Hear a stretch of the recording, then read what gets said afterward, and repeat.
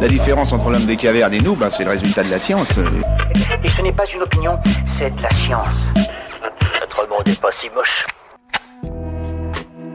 Le théorème de Pythagore a-t-il vraiment été inventé par Pythagore ? Si on connaît tous le théorème de Pythagore, on sait moins que ce n'est pas ce mathématicien grec qui a inventé cette méthode de calcul de la diagonale d'un carré que l'on apprend généralement en 4e. Tous ceux qui sont passés par le collège ont un jour été confrontés à lui, même s'ils l'ont oublié depuis, le fameux théorème de Pythagore. En géométrie, sa formule permet de calculer la longueur du côté le plus long d'un triangle rectangle, ou l'hypoténuse.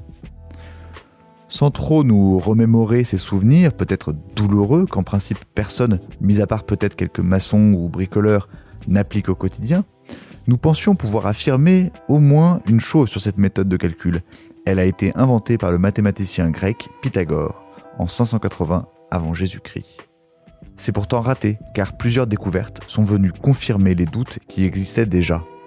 Le théorème daterait d'une époque bien plus ancienne, puisqu'il a été retrouvé sur une tablette d'argile babylonienne datant d'environ 1800 à 1600 ans avant notre ère.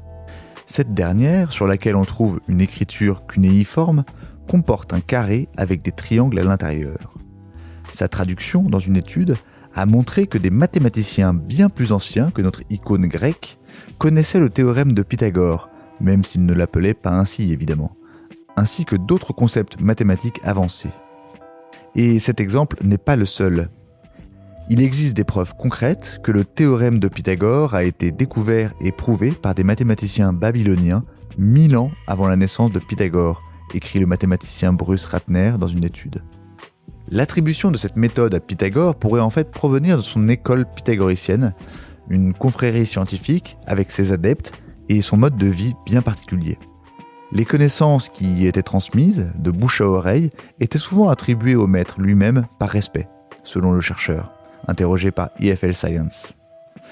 Le théorème de Pythagore a peut-être été popularisé par ce biais et associé à lui une fois que les techniques d'écriture se sont démocratisées. Voilà. Il ne reste plus qu'à vous remercier de votre attention. Au revoir.